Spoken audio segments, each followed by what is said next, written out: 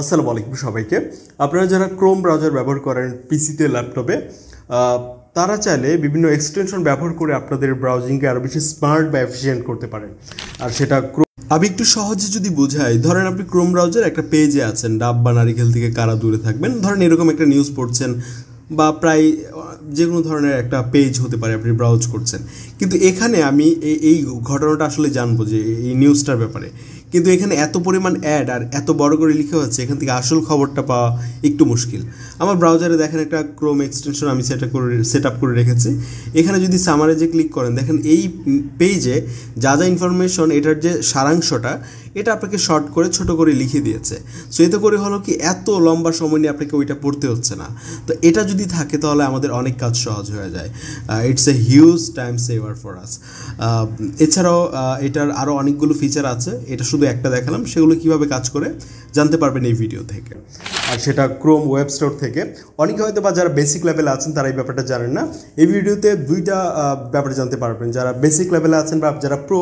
এই ভিডিওতে আমি আপনাদেরকে এগুলো তো দেখাবোই, কীভাবে এক্সটেনশন সেট আপ করতে হয় বা ব্যবহার করতে হয়। আর জানতে পারবেন একটা এআই ওয়েব স্ক্র্যাপার সম্পর্কে, যেটা হচ্ছে থান্ডারবিট। এটা আমরা কীভাবে ব্যবহার করতে পারি এবং এটা আমাদের ডে টু ডে লাইফে কীভাবে আমাদের অনেক কাজ সহজ করতে পারে, এটাও জানবেন এই ভিডিওতে। সো চলো শুরু করি আমাদের আজকের ভিডিও।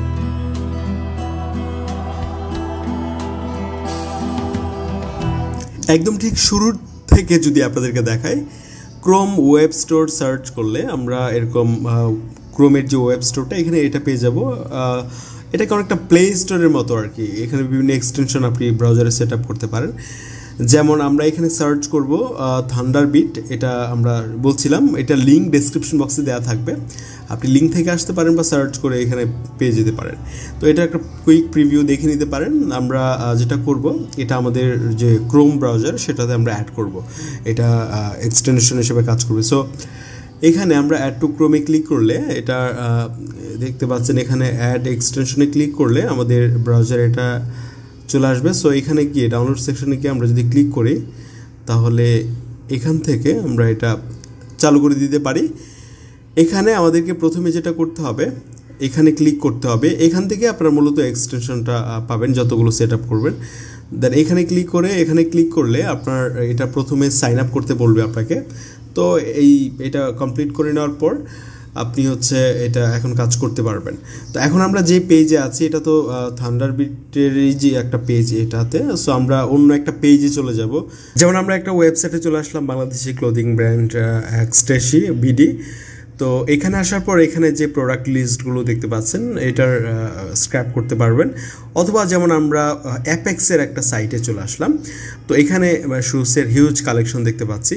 ধরেন এখানে যে প্রোডাক্টগুলো আছে, যেগুলোর যে লিস্ট, প্রাইস বলেন, নেম, কালার, কোয়ান্টিটি, সো এইগুলো আপনি চাইলে একটা এআই টুল ব্যবহার করে আপনার এই এক্সটেনশনটা দিয়ে আপনি কিন্তু স্ক্র্যাপ করতে পারবেন।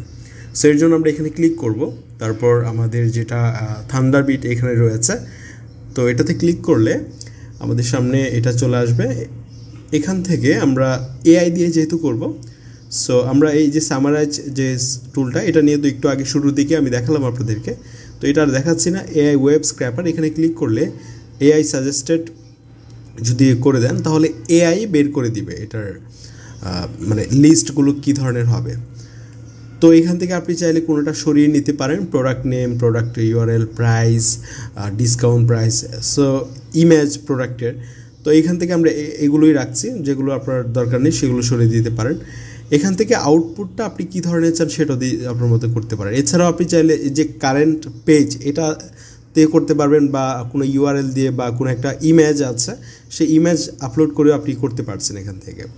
সো আমরা আউটপুট হিসেবে এটা এভাবে দেখতে পারি টেবিল আকারে, অথবা আপনি যদি চান এটাকে দেখতে চান যদি এভাবে গুগল শিটের মাধ্যমে, তাহলে আপনি চাইলে এটাও এখানে অ্যানেবল করে দিতে পারেন।